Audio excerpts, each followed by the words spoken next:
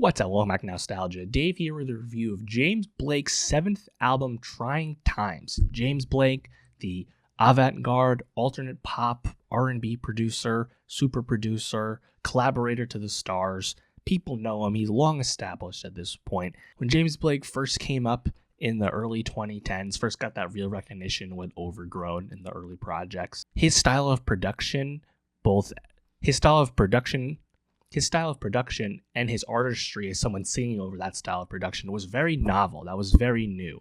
And what he's accomplished in these years is bringing this style of pop to a lot of other people, right? And he's collaborated with some massive artists and taking his music in a lot of directions. James's most recent album, Playing Robots into Heaven from fall 2023, I quite enjoyed for its return to his most early roots in the club. And now we're here with Trying Times, which is an album I quite enjoy. And it's coming at a good time because James Blake has really come into his own as an advocate for artists. This is his first self-released independent album. Blake has been very outspoken about investing in direct-to-consumer music platforms and talking about what's stacked against the artist in terms of the label system and a lot of traditional things within the music industry. He continues to be an advocate for that sort of thing. And I think this new album being good will bring more people to him and hearing what he has to say about important issues. James Blake's seventh album, Trying Times, is one of my favorite albums he's ever made. After returning to his electronic club roots on the last album, he's now swung back around and made a really engaging, eclectic pop album. The trademark James Blake vocal layering, pitching himself up, pitching himself down, that is here to great effect.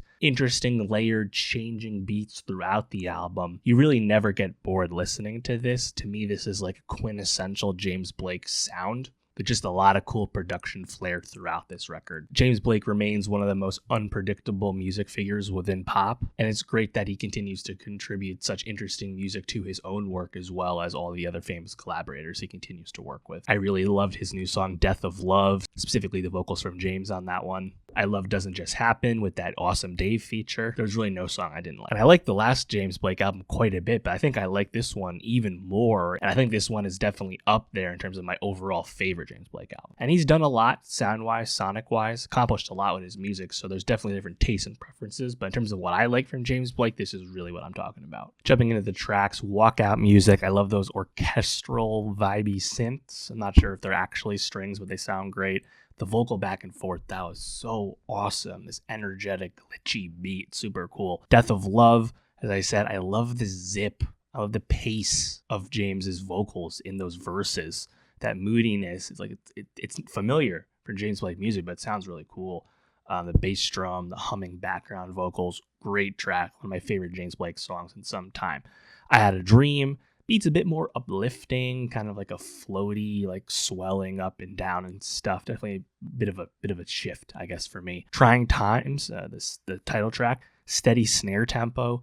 These background childlike vocals sound pretty nice. Make Something Up. The guitar strumming quite noticeable alongside that kick drum. I like the tempo on this one as well. James really floating over it. So I think the song swells in a really great way as well. Didn't Come to Argue. I think the feature, Monica Martin, her vocals are awesome. The keys, really great on this track. Lots of vocal pitch, lots of tonal variety on this one. Really the whole package for here. I think this song overall is really interesting because there's a lot going on, but it's not like in a overtly like messy way.